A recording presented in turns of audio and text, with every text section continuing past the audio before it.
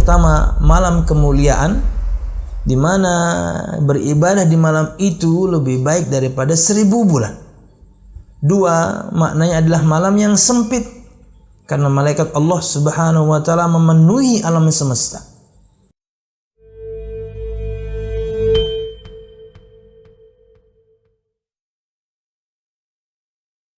Bismillah. Assalamualaikum warahmatullahi wabarakatuh. Innal hamdalillah nahmaduhu wa nasta'inuhu wa nastaghfiruh wa na'udzu billahi min shururi anfusina wa min sayyiati a'malina. May yahdihillahu fala mudilla lahu wa may yudlil fala hadiya lahu. Ashhadu an la ilaha illallah wahdahu la syarika lah wa ashhadu anna Muhammadan abduhu wa rasuluh. Qala Allah ta'ala fil Qur'anil Karim, a'udzu billahi minasy syaithanir rajim. Ya ayyuhalladzina amanu taqullaha haqqa tuqatih wa la tamutunna illa wa antum muslimun.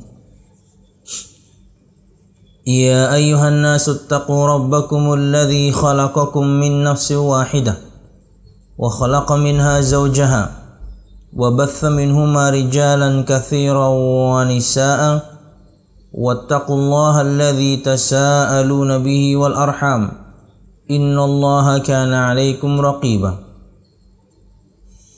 يا أيها الذين آمنوا اتقوا الله وقولوا قولا سديدا يصلح لكم أعمالكم ويغفر لكم ذنوبكم ومن يطع الله ورسوله فقد فاز فوزا عظيما. فإن أصدق الحديث كتاب الله وخير الهدي هدي محمد صلى الله عليه وسلم وشر الأمور محدثاتها فإن كل محدثة بدعة wa kullu bid'atin dhalalah wa kullu dhalalatin finnar, amma ba'd. Al-musyahidun al-kiram, para pemirsa yang dirahmati Allah Subhanahu wa taala, alhamdulillah, segala puji dan syukur marilah kita haturkan kepada Allah Subhanahu wa taala. Kemudian salawat serta salam semoga selalu tercurahkan kepada junjungan besar Nabi kita Muhammad sallallahu alaihi wasallam, juga beserta para sahabatnya, keluarganya, dan segenap kaum muslimin yang selalu istiqamah berpegang teguh dengan Islam sampai hari kiamat kelak. Al-musyahidun al-kiram, para pemirsa yang dirahmati Allah Subhanahu wa taala, melanjutkan pembahasan kita pada kitab atau kutaib, lebih tepatnya buku saku yang berjudul Risalah Puasa Nabi Muhammad sallallahu alaihi wasallam. Dan kita masih pada bahasan panduan praktis bulan Ramadan. Di dalamnya disebutkan atau bagaimana kita menghidupkan bulan Ramadan. Di dalamnya disebutkan amalan-amalan yang bisa, yang pertama harus kita lakukan, kedua bisa kita lakukan dan kita maksimalkan di bulan Ramadan. Karena ia adalah bulan yang diberkahi, maka ia berbeda keutamaannya dibandingkan bulan-bulan yang lain. Dan kita sudah masuk pada poin yang ke-8, dan insyaallah pada kesempatan malam hari ini kita akan sebutkan poin ke-8, 9 dan 10. Walaupun tentunya seperti biasa akan ada beberapa hal yang kita akan skip karena masih sangat panjang ya. Berkaitan dengan risalah yang kedua, yaitu sab'una mas'alah fis siyam, 70 permasalahan dalam hal puasa. Insyaallah kita akan tetap bahas, tapi belum tahu timingnya, apakah di bulan Ramadan kita akan bahas atau kita sudahi pembahasan kutaib ini hanya pada malam ini saja. Toh tentunya ada ustadz-ustadz yang lain seperti Ustadz Hafiz Ansari, beliau membahas fikih Ramadan.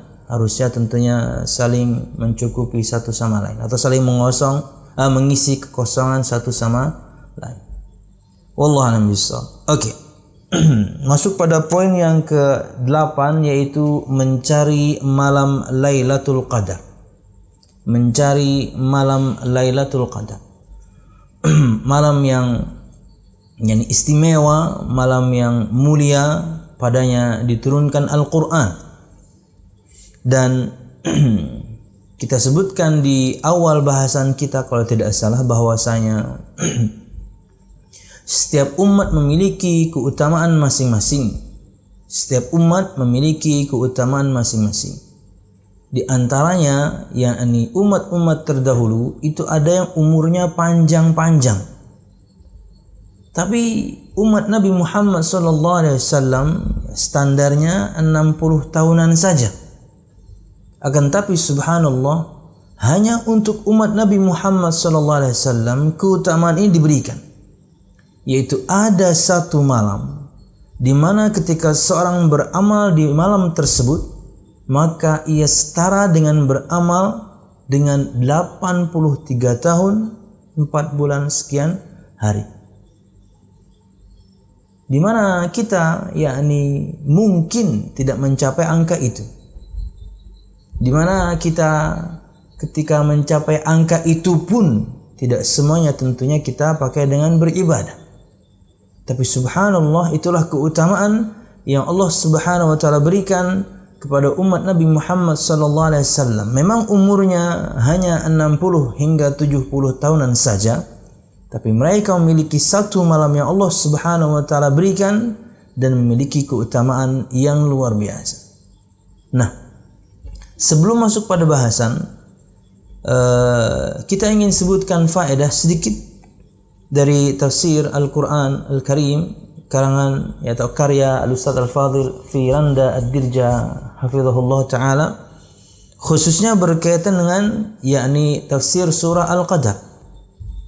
Dan di dalam bahasannya beliau menyebutkan sebab penamaan Lailatul Qadar.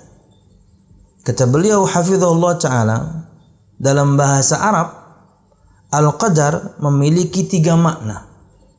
1, asyaraf atau kemuliaan. 2, sempit. 3, takdir. Jadi Al-Qadar dalam bahasa Arab itu memiliki 3 makna, yaitu yang pertama kemuliaan, yang kedua sempit, yang ketiga takdir.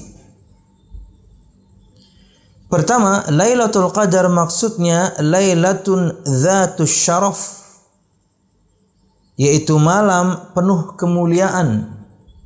Karena barang siapa yang beribadah di malam tersebut seperti beribadah lebih dari 1000 bulan.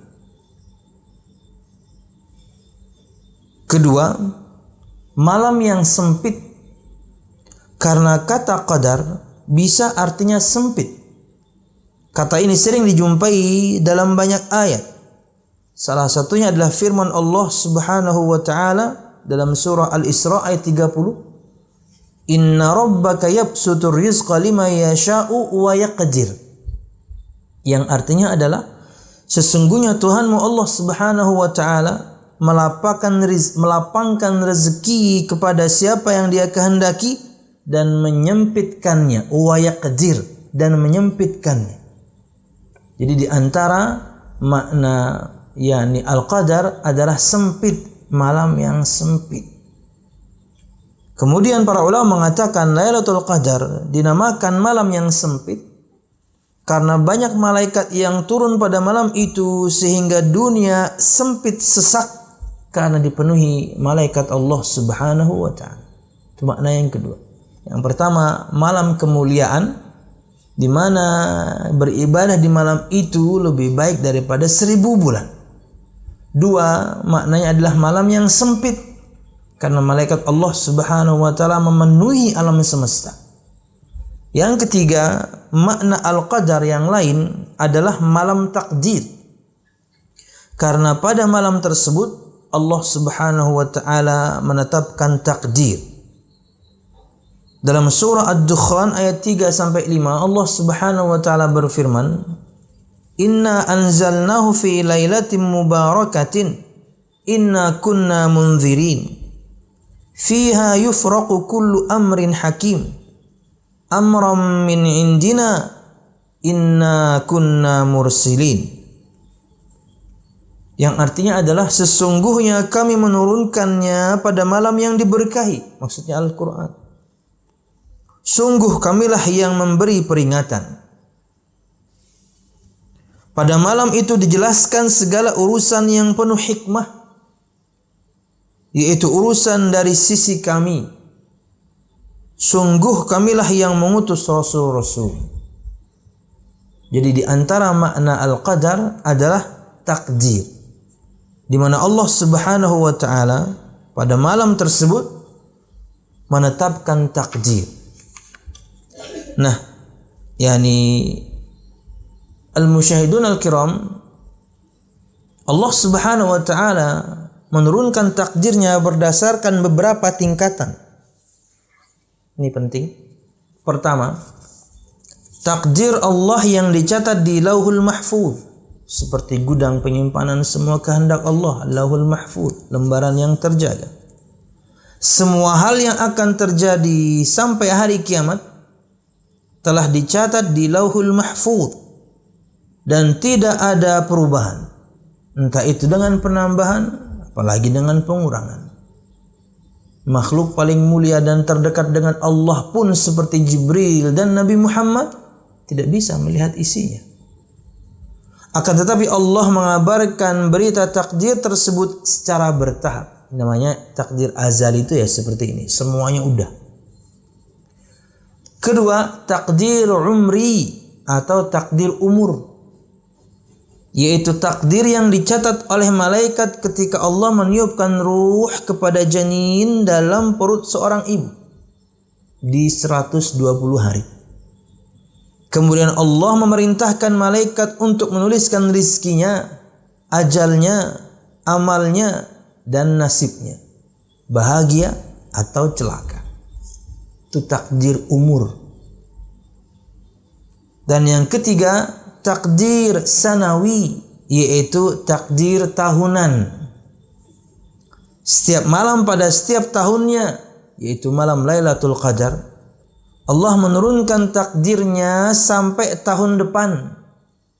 Seperti yang dibahas dalam surah Ad-Dukhan. Allah memindahkan data takdir 1 tahun dari Allahul Mahfuz ke catatan para malaikat. Akan tetapi para malaikat tidak mengetahui isi Allahul Mahfuz.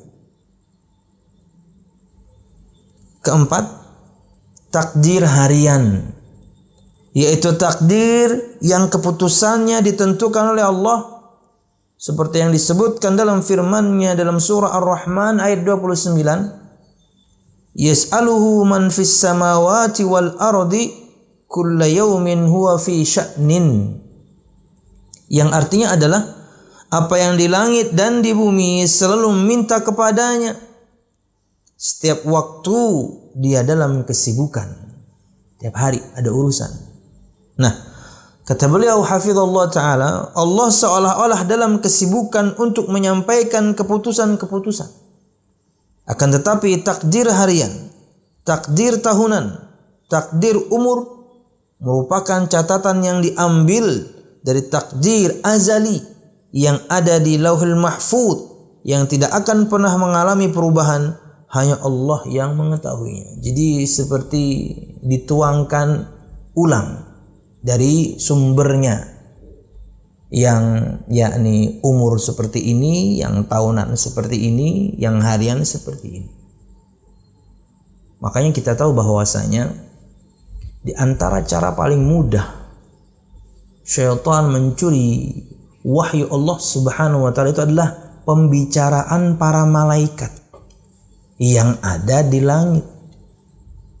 Karena untuk mencuri firman Allah langsung, di mana mereka bertumpuk satu sama lain, disebutkan oleh seorang perawi, dari bumi ke langit, itu cukup berat dan kemungkinannya sangat tipis. Kata Syekh Umar Sulaiman Al-Ashqar dalam kitab beliau Alamul Malaikat Al-Abrar, cara yang kedua ini lebih mudah untuk mereka untuk mencuri wahyu Allah. Apa itu? Pembicaraan para malaikat Allah yang ada di langit, lebih tepatnya malaikat awan yang ada di awan-awan. Wallahu a'lam bishawab. Nah, itulah 3 makna dari al-qadar, dan kemudian ada keterangan dari poin yang ketiga ketika al-qadar itu maknanya takdir, dan inilah ada 4, yakni tahapan atau tingkatan ketentuan takdir Allah Subhanahu wa taala. Wallahu a'lam bishawab. Oke, kembali kepada bahasan mencari malam Lailatul Qadar, malam kemuliaan.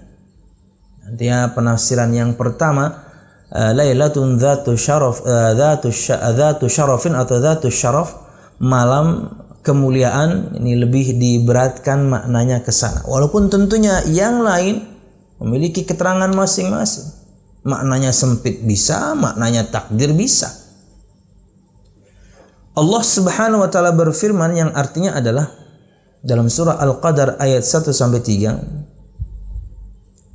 Sesungguhnya kami telah menurunkan Al-Qur'an pada malam kemuliaan. Dan tahukah kamu apakah malam kemuliaan itu? Malam kemuliaan itu lebih baik dari 1000 bulan. Inilah yang ingin kita cari. Inilah di antara keutamaan umat ini. Memang umur kita pendek, hanya 60 tahunan. Tapi Allah Subhanahu wa taala berikan satu malam yang mulia, yang beribadah di dalamnya setara atau lebih baik bahkan daripada beribadah 1000 bulan. Wallahu a'lam bishawab. Rasulullah sallallahu alaihi wasallam bersabda, "Man qama lailatal qadri imanan wa ihtisaban, ghufira lahu ma taqaddama min dhanbih." Barang siapa yang bangun di malam Lailatul Qadar karena keimanan dan mengharapkan pahala, bangun menegakkan salat tentunya, maka dosanya yang telah lalu diampuni. Kemuliaan. Malam kemuliaan, malam yang khusus, malam yang spesial. Bahkan terkadang di beberapa pertemuan gitu ya, ulun menyarankan kepada para ikhwah yang perlu doping. Karena dalam 1 tahun kesempatannya ya 10 malam terakhir itu saja. Maka Anda harus lawan rasa kantuk untuk begadang. Bagi orang-orang yang kemudian ketika tidur bisa bablas, ya begadang. Inilah mungkin begadang yang baik ya. Begadang yang ada artinya ya. Tapi jika Anda memang orang yang terbiasa sholat malam, Anda pasti tidur dulu. Dan nanti pasti terbangun. Apalagi misalnya kasusnya, dan ini diantara faedah i'tikaf sama-sama di masjid, atmosfernya, hawanya, itu teman-teman yang ibadah semua. Dan tidak mungkin Anda tidak dibangunkan. Tiba waktunya, bangun, sholat malam. Apalagi di masjid gitu ya, wah nggak ada istilah terlambat. Lawang semuanya sholat, masa kita ngorok? Enggak, dibangunin semuanya kemudian sholat ya. Wallahu a'lam bishawab.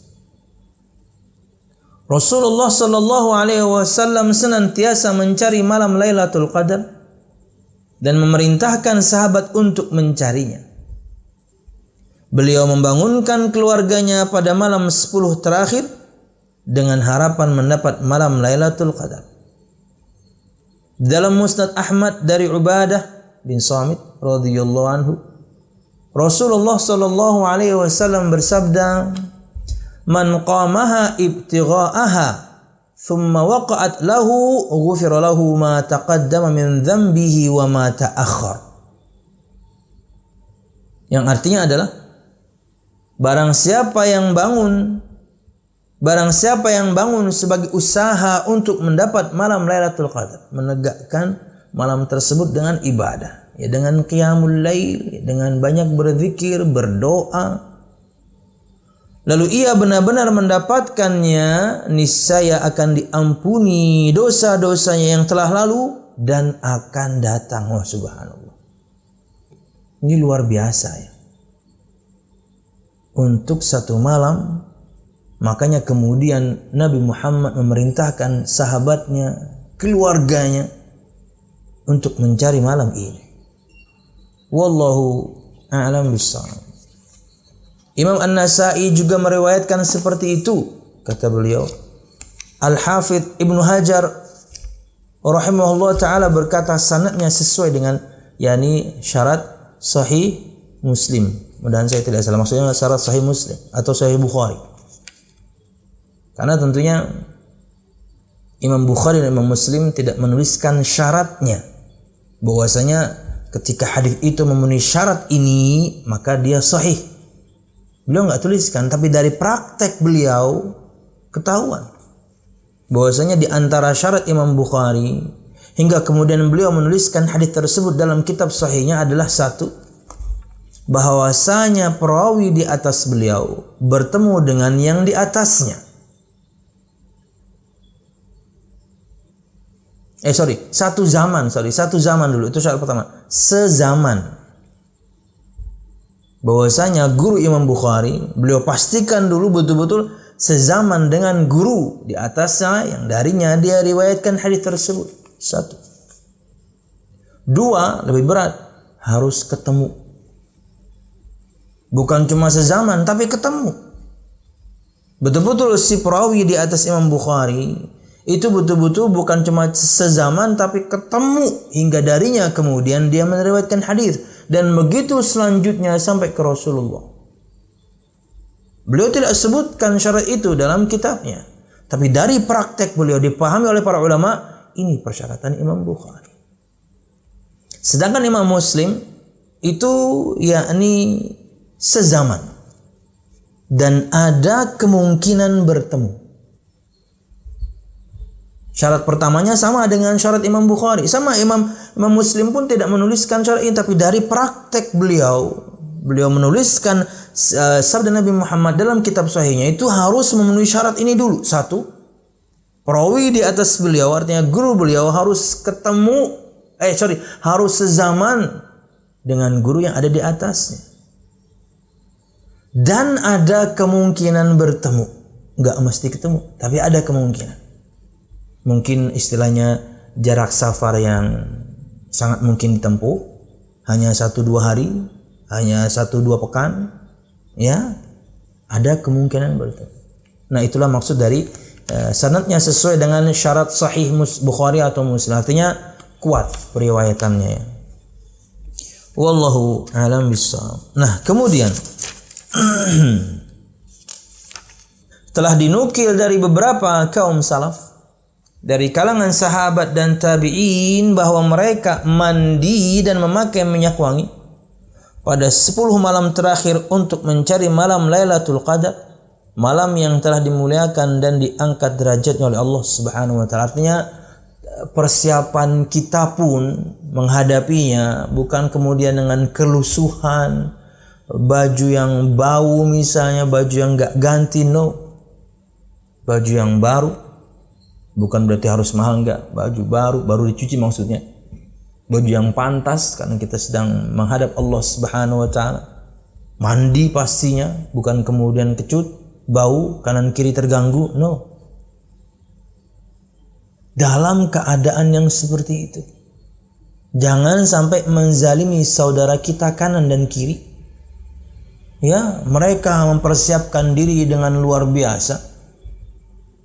Standarnya orang Indonesia bahkan misalnya sehari mandi 2 kali, pakaian ganti terus, apalagi misalnya panas nih, berkeringat dong, kecut dong, bau dong.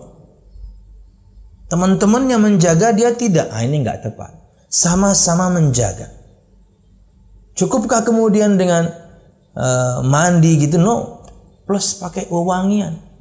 Ya tubuhnya, ya ketiaknya, karena sedang menghadapi satu malam atau nunggu satu malam yang mulia. Salafus saleh mereka menantinya dengan kondisi yang terbaik yang mereka bisa lakukan. Itu yang akan kita contoh insyaallah. Wallahu a'lam bishawab. Bagian akhir dari bahasan ini halaman 39. Dalam kitab sahih diriwayatkan dari Aisyah radhiyallahu anha bahwa ia berkata, "Ya Rasulullah, apa yang aku baca bila bertepatan dengan malam itu?"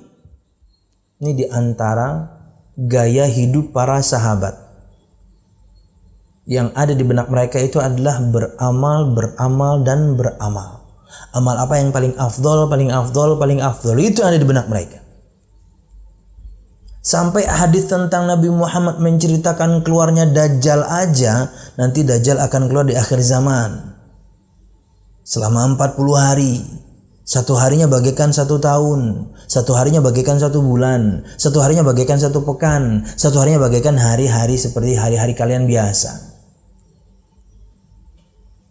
Lihat pertanyaan para sahabat. Wahai Rasulullah, yang 1 hari seperti 1 tahun itu salat kita gimana? Salat yang mereka pikirkan. Bukan wahai Rasulullah, gimana bentuknya Dajjal? Gimana sifatnya Dajjal? Apa yang harus kita persiapkan ngelawan Dajjal? Mereka kesampingkan itu. Bukan berarti nggak penting. Karena di hadis yang lain Nabi Muhammad sebutkan sifat-sifatnya.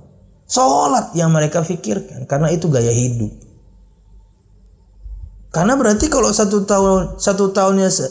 harinya seperti 1 tahun, berarti kan siang terus. Gimana salatnya? Maka kata Nabi Muhammad SAW, uqduru lahu qadrahu. Hitunglah kalian sesuai kadarnya. Karena Nabi Muhammad sudah ajarkan. Karena pengwaktuan salat itu kan berdasarkan matahari. Sudah diajarkan. Bergeser sedikit lah. 1 bulan di antara yang lain. Tapi kan timingnya jelas. Kalau berputarnya seperti hari biasa, ya enak kan. Terbit fajar, subuh. Matahari di atas kepala, satu benda kemudian tidak ada bayangannya. Mengeluarkan bayangan, berarti matahari sudah bergeser sedikit, zuhur. Panjang benda itu 2 kali lipat bentuk aslinya, asar. Matahari tenggelam, maghrib. Cahaya kemerah-merahan di langit menghilang, isya. Dan sekarang 1 tahun siang terus, gimana? Nah, jeda antara salat tadi, timingnya kan sudah bisa dihitung. Makanya fatwa Nabi Muhammad ini subhanallah, di zaman itu 1400-an tahun yang lalu, bermanfaat untuk fikih di zaman sekarang, lebih tepatnya awal 90-an. Bermanfaat untuk fikih zaman sekarang awal 90-an ketika Islam sudah sampai di kutub utara atau selatan.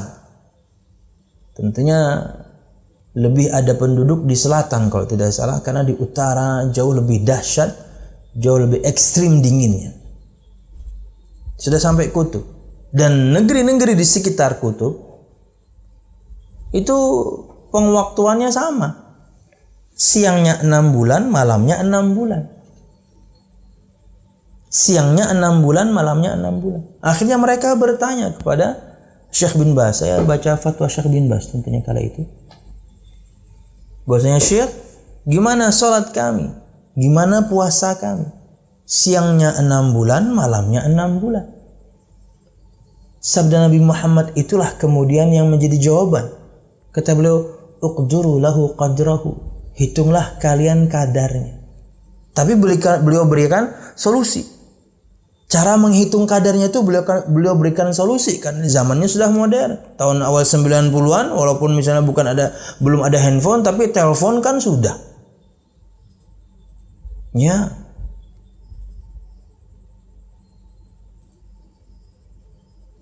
'97 internet. 97-98 itu ada internet kalau nggak salah.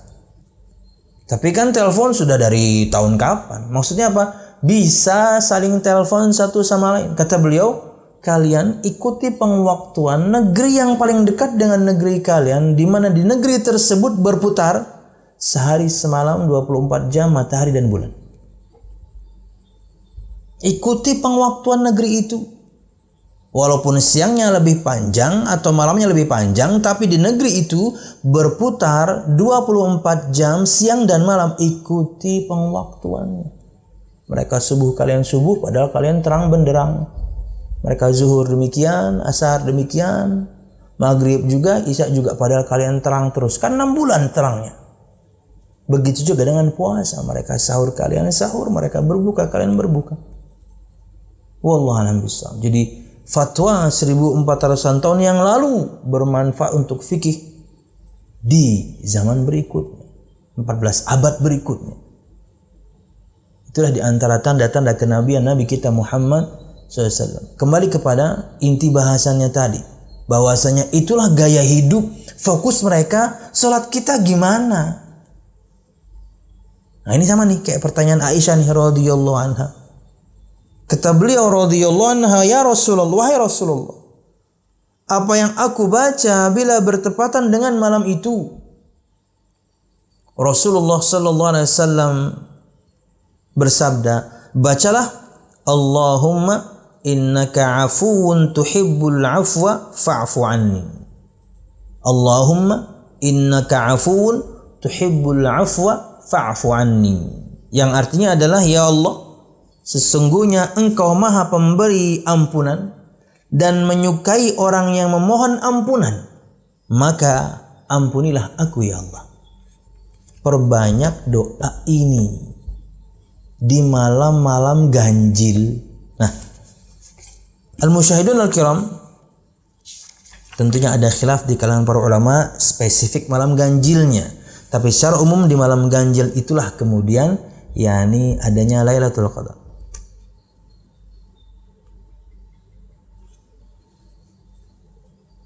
Kata Nabi Muhammad sallallahu alaihi wasallam dalam hadis yang dikeluarkan Imam Al-Bukhari, kata beliau, taharrau Lailatul Qadri fil witri minal ashril awakhiri min Ramadan. Carilah Lailatul Qadar di malam ganjil dari 10 malam terakhir pada bulan Ramadan, malam ganjil. 21, 23, 25, 27, 29. Tapi tentunya di malam-malam genapnya pun kita beribadah. Jangan sampai di malam genapnya kemudian Anda abai, Anda lalai. No, sama aja. Dalam kondisi yang seperti para salafus saleh juga lakukan, hadapi ia dalam kondisi terbaik. Pakaian Anda, kebersihan tubuh Anda, kewangian tubuh Anda terbaik terus. Plus juga di saat yang sama Anda menyenangkan juga untuk teman-teman. Bisa jadi juga Anda ada inspirasi. Mungkin sebagian orang tidak serajin itu mandinya dan menjaga kewangian tubuhnya, karena Anda dia jadi belajar. Wallahu a'lam bishawab. Nah, itulah poin yang ke-8. Poin ke-9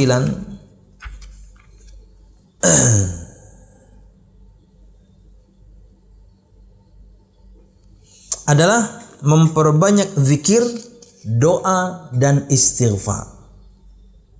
Di antara cara kita menghidupkan bulan Ramadan, panduan praktis Ramadan adalah amalan-amalan yang bisa kita maksimalkan. Selain ada yang wajib, ada yang sunnah. Dan kita bisa maksimalkan. Kalau wajib ya harus, yang sunnah ini loh. Maka kita maksimalkan ia di hari-hari di bulan Ramadan, karena ia hari yang istimewa, bulan yang istimewa, diberkahi. Halaman 39, poin ke-9, memperbanyak zikir, doa, dan istighfar. Kata beliau, wahai saudaraku, siang dan malam pada bulan Ramadan adalah hari-hari yang penuh keutamaan. Raihlah keutamaan itu dengan memperbanyak zikir dan doa, terutama pada waktu-waktu mustajab. Perbanyak zikir dan doa dan istighfar di waktu-waktu yang mustajab. Di antaranya kata beliau, 1, saat berbuka. Ada sebuah doa yang tidak tertolak bagi orang yang berpuasa saat berbuka. Dalam sebuah riwayat Nabi Muhammad sallallahu alaihi wasallam bersabda, "Thalathun la turaddu da'watuhum, as-sha'imu hatta yuftir, wal imamul 'adil, wal mazlum." Kata Nabi Muhammad SAW, ada 3 doa yang tidak tertolak. Artinya makbul, mesti diterima. Tentunya dengan melakukan sebab-sebabnya. Kita sering sebutkan ini. Kita akan sebutkan sekarang waktu-waktu mustajab dan juga orang yang mustajab. Doanya diterima. Mustajab itu artinya diterima, tidak tertolak. Anda di tempat yang mustajab doa, Anda di waktu yang mustajab doa, tapi asupan makanan Anda haram, nggak bisa. Anda melakukan semua persyaratan doa. Al-Ustadz Fadil Amin Nurbaif hafizullah ta'ala dalam konsultasi syariah.com beliau menyebutkan 13 adab doa. 13 adab doa. Ada 13. 12 pertama itu berdoa dengan lirih, berdoa dengan sungguh-sungguh, berdoa dengan yakin akan dijawab, berdoa dengan yang global, bukan terperinci detail, dan macam-macam adab yang diajarkan Nabi Muhammad, mengangkat tangan, bla bla bla. Tapi poin ke-13-nya, dan semua hal tersebut akan sirna jika asupan makanan kita, makanan dan minuman kita haram. Bayangin. Itulah kenapa kemudian banyak ustadz kita mendakwahkan tentang harta haram, tentang harta halal dan haram, yang tentunya semuanya akan mengerucut pada permasalahan jual beli, dagang, kerja. Kan dari situ semua kita mendapatkan harta. Ya, mereka menyampaikan ancaman Allah, ancaman Nabi Muhammad akan ini haram, tinggalkan, itu haram, tinggalkan. Dan tidak sedikit yang tersadarkan. Tapi ada juga kemudian yang ngelawan. Yang haram aja susah katanya. Subhanallah. Padahal kalau Anda tahu ujung dari dakwah itu, apa yang diinginkan dari yang mereka sampaikan itu, agar doa kita diterima. Hadis Nabi Muhammad jelas menyebutkan ada seorang laki-laki safar. Keadaannya kurang baiklah. Compang-camping bajunya, berdebu lusut, berdebu pakaian dan juga rambutnya. Mengangkat tangannya ke langit mengatakan, "Hai Tuhanku, ya Rabbi, ya Rabbi." Hai Tuhanku yang memelihara aku. Salah satu di antara 4 ini saja dia lakukan, membuat doanya diterima. Orang musafir itu doanya mustajab. Orang yang khusyuk itu doanya mustajab. Orang yang ngangkat tangan Allah malu nggak jawab. Orang yang kemudian bertawassul dengan asma dan sifatnya mustajab. Satu di antara 4 ini saja dilakukan si laki-laki tersebut, harusnya doanya mustajab. Tapi kata Nabi Muhammad SAW, tapi makanannya haram, minumannya haram, pakaiannya haram, dan dia diberikan gizi dari yang haram. Lalu bagaimana doanya akan diterima? Itu ujung dari tujuan semua dai-dai yang mendakwahkan fikih muamalah. Agar doa kita diterima. Waktu yang mustajab, tempat yang mustajab. Anda di Mekah nih, Anda di Ka'bah nih, Anda di sepertiga malam terakhir nih, tempatnya mustajab, waktunya mustajab. Tapi asupan makanan Anda dan minuman Anda haram, bahkan harta yang Anda pakai buat umroh pun haram. Gimana? Ya. Tapi subhanallah tidak sedikit yang lapang hatinya hingga menerima dakwah yang demikian, hingga mereka rela meninggalkan puluhan juta gajinya. Karena dia tahu bukan lagi gajinya bercampur dengan yang syubhat, gajinya haram. Dia asupkan yang haram itu ke anaknya, ke istrinya.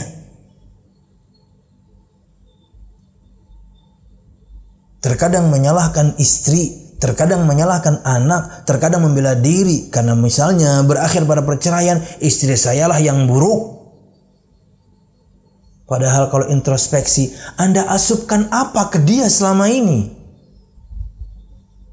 Yang halalkah atau yang haramkah? Ya. Tapi sekali lagi tentunya ada saja kemudian yang menentang gitu ya. Dengan kata-kata mungkin yang cukup pedas juga terkadang, tapi biarlah. Semoga Allah memberikan mereka petunjuknya. Nanti kalau suatu saat sudah kena batunya baru sadar. Berat memang, tapi teman-teman masih hidup. Yang saya kenal mereka dengan gaji yang fantastis kala itu, mereka tinggalkan kemudian karena tahu itu haram, masih hidup orangnya. Masih chit-chat saya. Masih hidup. Karena Allah yang berikan Anda rizki. Bukan bos di perusahaan Anda. Itu hanya cara. Cuman kalau caranya sudah salah, tinggalkan. Terseok-seok, iya. Gimana dong biasa dapat 20 sebulan? Biasa dapat 30 sebulan. Pimpinan salah satunya misalnya dapat 60 sebulan. Bisa 50 sampai 60, Pit. Ikhwah kita itu. Dan mereka bisa tinggalkan. Subhanallah. Kenapa? Karena hatinya terbuka, karena Allah berikan mereka petunjuknya.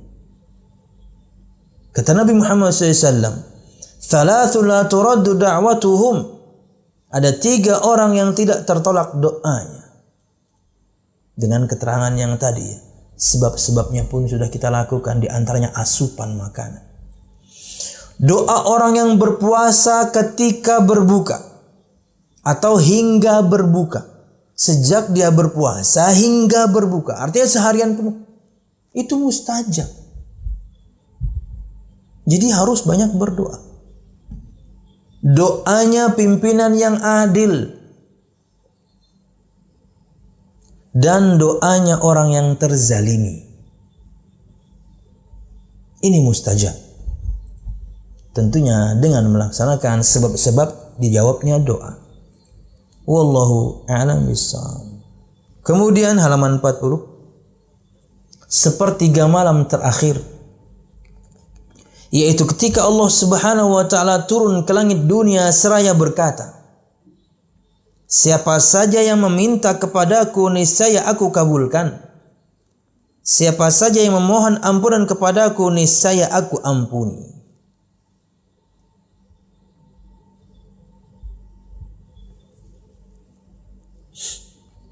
Disebutkan dalam sabda Nabi Muhammad sallallahu alaihi wasallam, dikeluarkan Imam Al-Bukhari juga Muslim, dari sahabat Abu Hurairah radhiyallahu anhu, kata beliau SAW, "Yatanazzalu Rabbuna." Di riwayat yang lain, "Yanzilu Rabbuna tabaraka wa ta'ala kulla lailatin ila as-sama'i dunya hina yabqa thuluthul laili al-akhir. Yaqul man yad'uni fa astajibu lah, man yas'aluni fa u'tiyah, wa man yastaghfiruni fa aghfir lahu." Rabb kita tabaraka wa ta'ala, Allah Subhanahu wa ta'ala, turun setiap malam ke langit dunia hingga tersisa sepertiga malam terakhir, atau ketika tersisa sepertiga malam terakhir. Bagaimananya caranya turunnya Allah Subhanahu wa ta'ala kita nggak bahas, karena makna turun semua kita faham. Makna turun semua kita faham. An-nuzulu ma'lum. Maknanya diketahui, semua kita faham yang namanya turun itu gimana. Tapi kalau sudah berkaitan dengan sifat Allah Subhanahu wa ta'ala, cara Allah Subhanahu wa ta'ala turun, wal kaifu majhul, bagaimananya tidak diketahui. Karena kalau sudah berkaitan dengan bagaimananya sifat Allah, kita sedang membicarakan Allahnya. Wal imanu bihi wajib, dan mengimaninya Allah turun ke langit dunia di sepertiga malam terakhir wajib. Wassu'alu anhu bid'ah, dan bertanya tentang bagaimananya turunnya Allah Subhanahu wa ta'ala ke langit dunia perbuatan bid'ah. Kenapa? Salafus salih tidak melakukan itu pada Nabi Muhammad sallallahu alaihi wasallam. Karena maknanya jelas, tapi bagaimananya kita nggak tahu.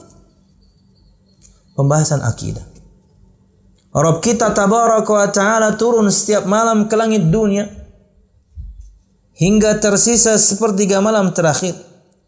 Lalu dia berkata, "Siapa yang berdoa kepadaku, aku akan perkenankan doanya. Siapa yang meminta kepadaku, pasti aku beri.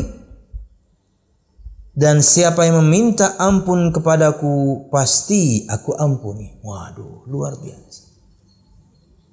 Jadi di bulan Ramadan dan di hari-hari biasa, apalagi di bulan Ramadan, perbanyak zikir, perbanyak doa, perbanyak istighfar, khususnya di waktu-waktu mustajab. Ketika Anda puasa hingga Anda berbuka, walaupun sini ada khilaf, sebelum apa sesudah, kata Syekh Utsaimin, lebih berat maknanya sebelum. Tapi tidak bisa dipungkiri, sesudahnya pun bukankah kita berdoa, kata beliau. Jadi sebelum berbuka, sebelum kita minum itu, doa. Begitu adzan berkumandang, bismillah, minum, doa lagi kan habis itu. Wallahu a'lam bishawab. Yang kedua, sepertiga malam terakhir. Makanya ada keutamaan untuk orang-orang yang bangun malam. Karena firman Allah ini ditujukan kepada yang bangun.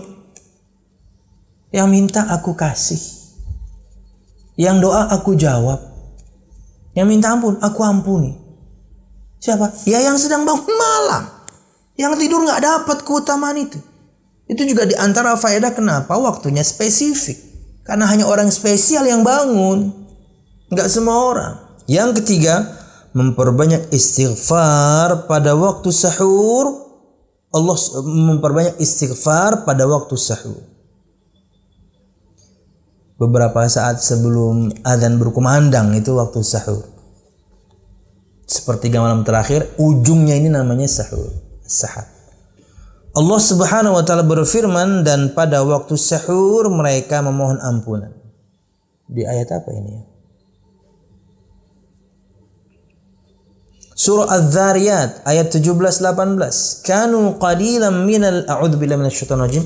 Kanu qalilan minal laili ma yahja'un wa bil ashari hum yastaghfirun. Allah Subhanahu wa taala memuji para hambanya di ayat ini yang saleh, yang senantiasa melakukan salat malam dan tahajud, apalagi kemudian di bulan Ramadan. Kan sudah tarawih, masa kemudian tahajud? Boleh. Tapi kalau tarawih Anda sudah sampai witir, maka ketika Anda tahajud jangan witir lagi, salat malam aja. Dua, terserah seberapa Anda kuat. Saya pengen fokus tengah malam aja lah, saya nggak ke tarawih, nggak ada masalah. Tapi yang jelas hanya satu witir dalam satu hari. Kata Nabi Muhammad SAW dalam riwayat Imam Ahmad, ij'alu akhir salatikum bil laili witra. Jadikanlah akhir salat kalian di dalam satu hari kalian adalah dengan salat witir. Apakah bertentangan? No. Ketika Anda sudah witir bersama imam ketika tarawih, tengah malam Anda bangun karena Anda memang setiap hari biasa bangun, silahkan salat malam, tapi no witir. Wallahu a'lam bishawab.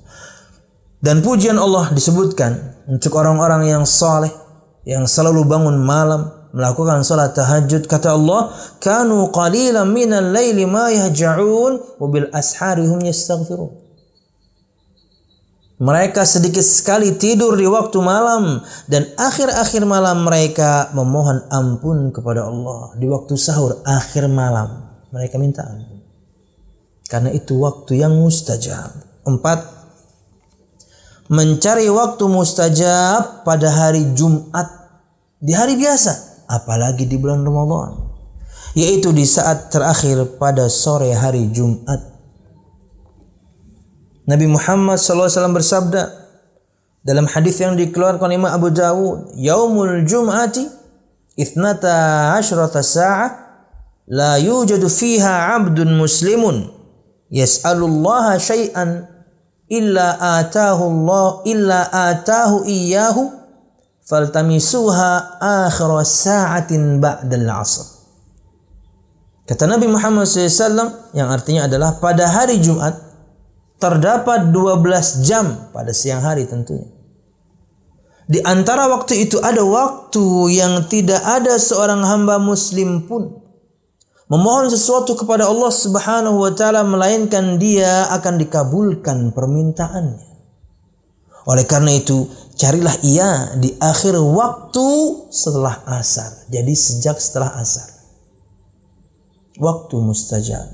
Hari Jumat biasa, apalagi hari Jumat. Dan Ramadan ini Dapat 5 Jumat apa ya? Dapat 5 Jumat apa 4? Ya, ada kesempatan lain. Wallahu a'lam bishawab.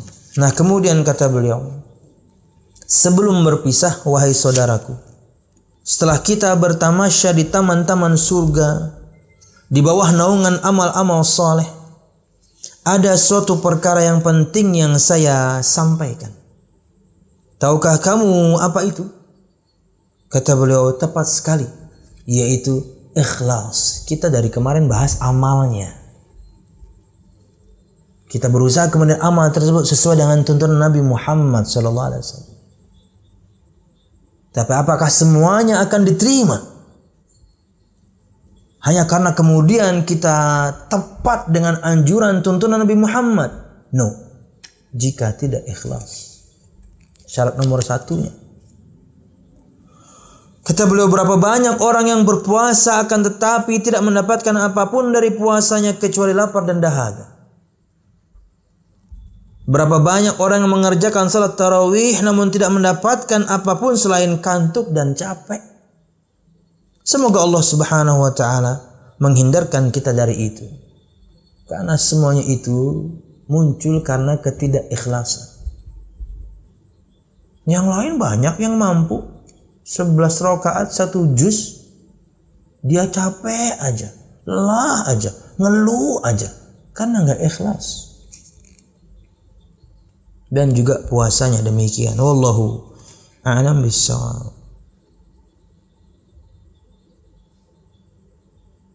Oleh sebab itu Rasulullah sallallahu alaihi wasallam sangat menegaskan masalah ikhlas ini melalui sabdanya, karena keimanan dan mengharap pahala.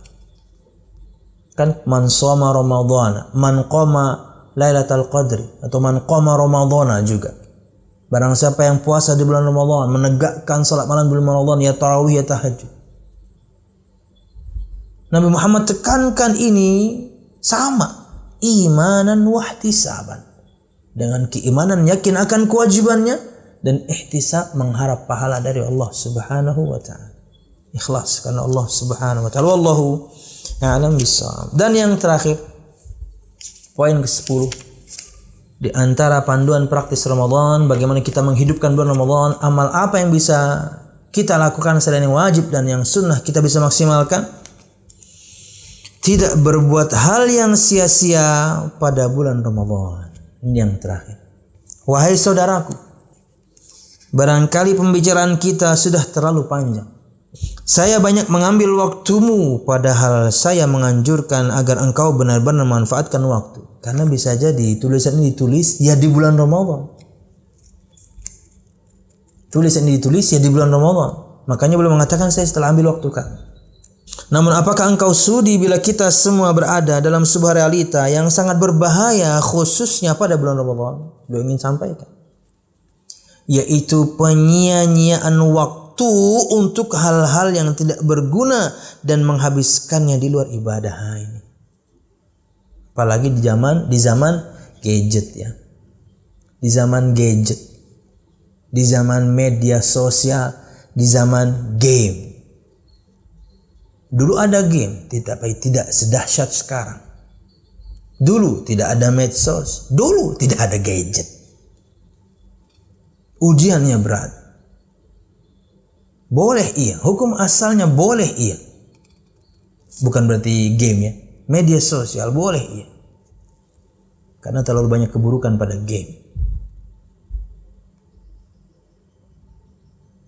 Sangat sedikit kemudian game pendidikan, sangat sedikit. Kita berbicara yang umum yang dimainkan banyak orang. Apa aja itu? Ya, itulah.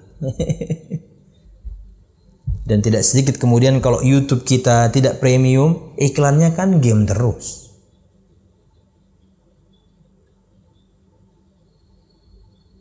Dengan tampilan yang seperti itu. Wallahu a'lam bishawab. Yang disebutkan medsos. Hukumnya mubah. Tinggal kita kemudian bisa memaksimalkannya, akan menambahkan iman kita atau tidak. Atau bahkan menyia-nyiakan waktu kita. Yaitu penyia-nyiaan waktu untuk hal-hal yang tidak berguna dan menghabiskannya di luar ibadah. Sungguh hal itu suatu kelalaian dan sikap berpaling dari rahmat Allah dan dari rahmat dan keluasan ilahi. Allah berfirman, "Wa man a'rada an dzikri fa inna lahu ma'isyatan dhanka wa nahsyuruhu yaumal qiyamati a'ma." Qala rabbi lima hasyartani a'ma wa qad kuntu basira. Qala kadzalika atatka ayatuna fanasitaha wa kadzalika al-yawma tunsa. Wa kadzalika najzi man asrafa wa lam yu'min bi ayati rabbih wa la'adzabul akhirati ashaddu wa abqa. Dalam surah Thaha ayat 124 sampai 127 Allah berfirman, yang artinya adalah, dan barang siapa yang berpaling dari peringatanku, maknanya luas ya, firman dan sabda masuk di dalam, berpaling, maka sesungguhnya baginya penghidupan yang sempit. Padahal biasanya atau bisa jadi kata Imam Ibnu Katsir dalam tafsirnya, orang yang kaya tapi hatinya sempit, hartanya banyak tapi hatinya sempit. Selalu merasa kurang, satu. Selalu takut akan kehilangan, dua. Akan kehilangan harta itu tentunya. Tidak ada celaan tentunya untuk orang yang kaya, selama dia kemudian dengan kekayaannya dia berusaha meraih surga Allah. Top. Kita harus iri dengan orang yang seperti itu. Ini enggak. Rumahnya luas. Imam Ibnu Katsir betul-betul menyebutkan orang yang sangat kaya raya kata beliau, tapi hatinya sempit, selalu merasa kurang dan takut akan kehilangan. Barang siapa yang berpaling dari peringatanku, maka sesungguhnya baginya penghidupan yang sempit. Cukupkah sampai di situ? Orang yang berpaling dari peringatan Allah dan Nabi Muhammad SAW berpaling. Dan kami akan menghimpunkannya pada hari kiamat dalam keadaan buta. Waduh. Di akhirat hatinya sempit.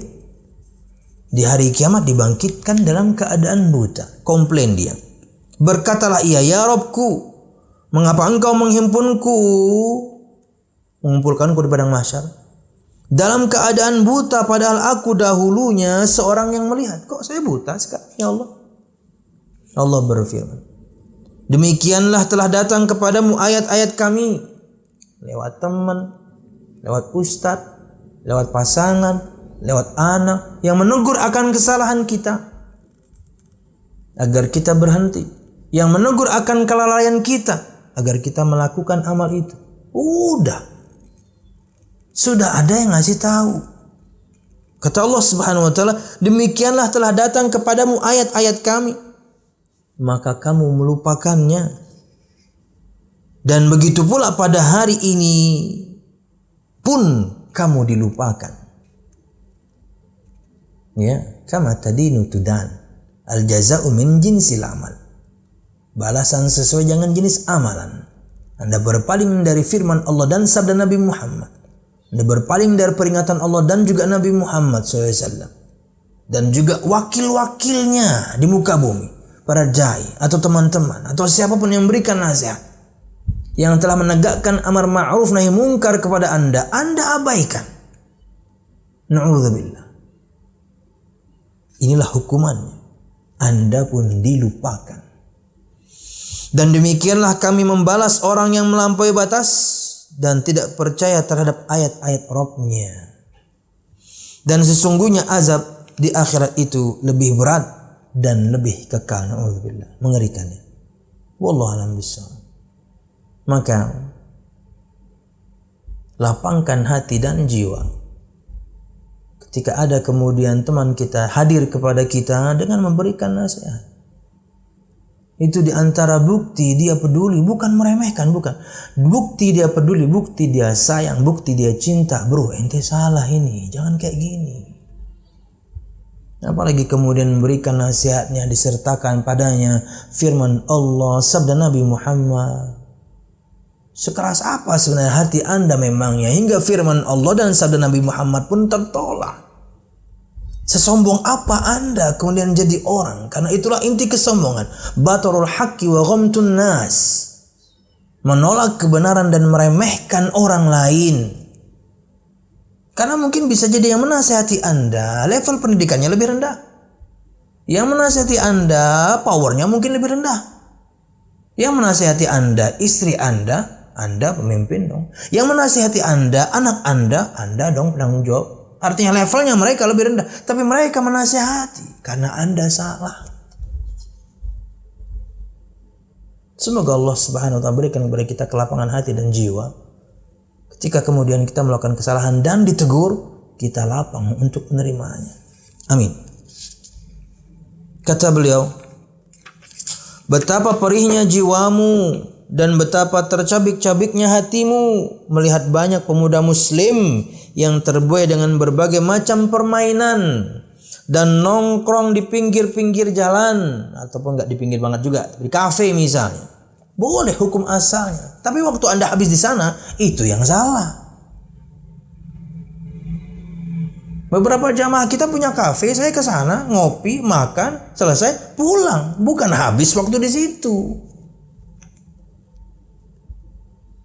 Yang beliau bicarakan bulan Ramadan. Di pinggir-pinggir jalan pada malam hari bulan Ramadan yang penuh keutamaan. Habis waktunya nongkrong. Betapa banyaknya larangan-larangan Allah dan perbuatan durhaka lainnya yang dilakukan terang-terangan di malam hari bulan Ramadan yang penuh berkah ini. Jadi bukan cuma habis waktu dengan nongkrong, plus ada kemaksiatan yang dilakukan. Hancur hati ini kata beliau. Tercabik-cabik hati ini kata beliau melihat remaja-remaja muslim seperti itu. Makanya ini letakkan beliau di akhir. Untuk kita renungkan bersama-sama. Sungguh seorang muslim akan merasa pilu melihat masa muda pemuda Islam terbuang percuma untuk perbuat perkara-perkara di luar ketaatan, apalagi hal-hal yang tidak ada manfaatnya.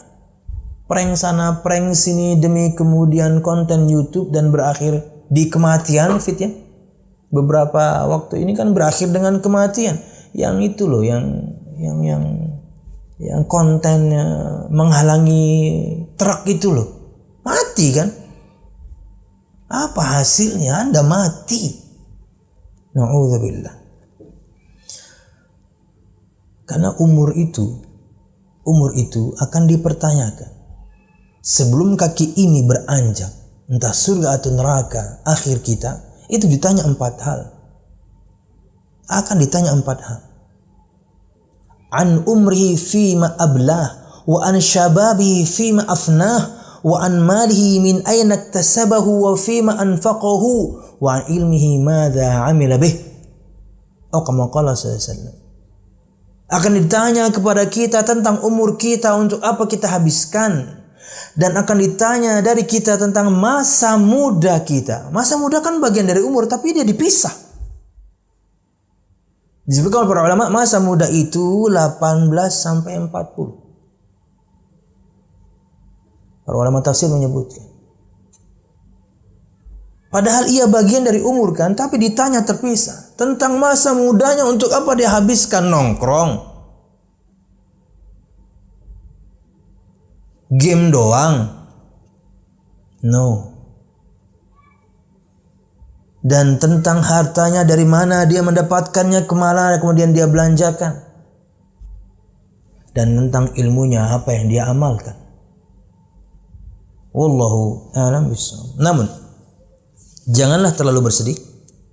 Sesungguhnya jalan menuju kebahagiaan bagimu dan bagi saudaramu adalah dakwah dan doa. Jadi enggak boleh kita berkecil hati. Tetap ingatkan, mungkin sebagian dari mereka adalah keluarga kita. Benar, mengajak pemuda-pemuda Islam yang terlena serta membimbing mereka kepada jalan yang lurus dan mendoakan mereka dalam kesendirian. Mudah-mudahan Allah Subhanahu wa taala mengabulkan doa kita, sehingga kita termasuk orang yang beruntung dan tidak merugi selamanya.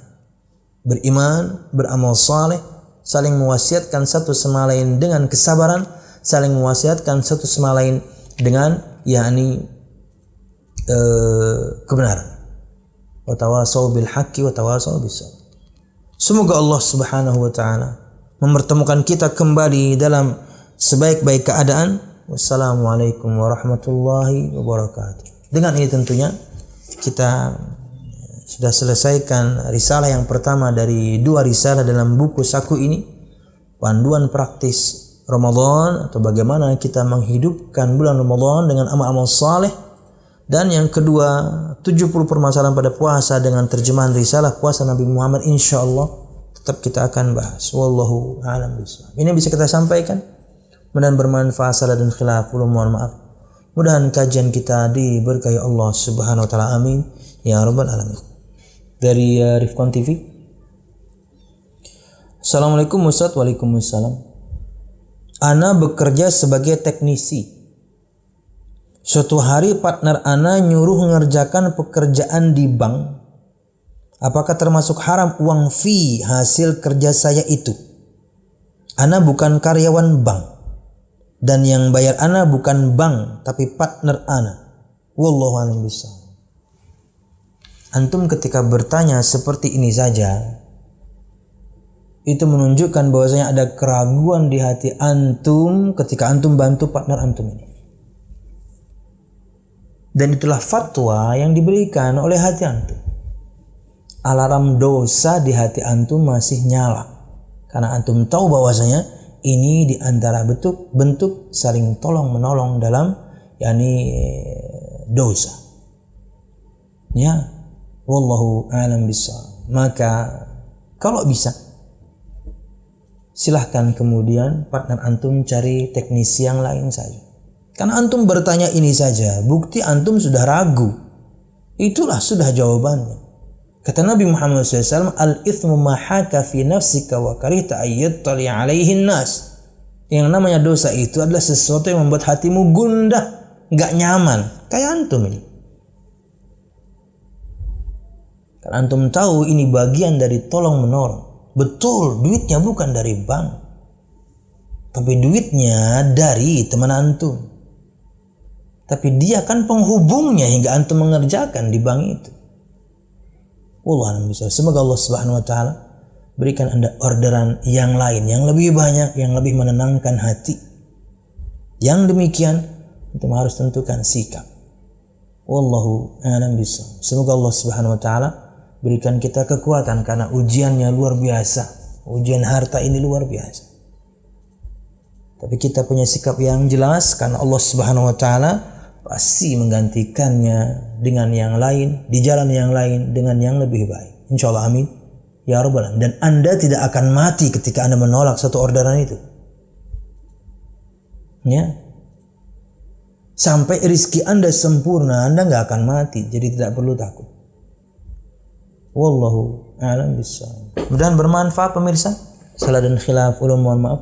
Dengan ini bagian pertama dari buku saku ini, yaitu bagaimana cara kita menghidupkan Ramadan, panduan praktis Ramadan, amal-amal yang bisa kita lakukan karena dia wajib dan juga bisa kita maksimalkan karena ia sunnah di bulan Ramadan, sudah kita bahas insyaallah. Mudah-mudahan kita semua diberikan kemudahan untuk menjalankan ketaatan-ketaatan tersebut, dan dengannya semoga begitu kita selesai bulan Ramadan, maka dosa-dosa kita diampuni oleh Allah Subhanahu wa taala. Amin ya rabbal alamin. Subhanakallahumma bihamdika asyhadu an la ilaha illa anta astaghfiruka wa atubu ilaik. Wassalamualaikum warahmatullahi wabarakatuh.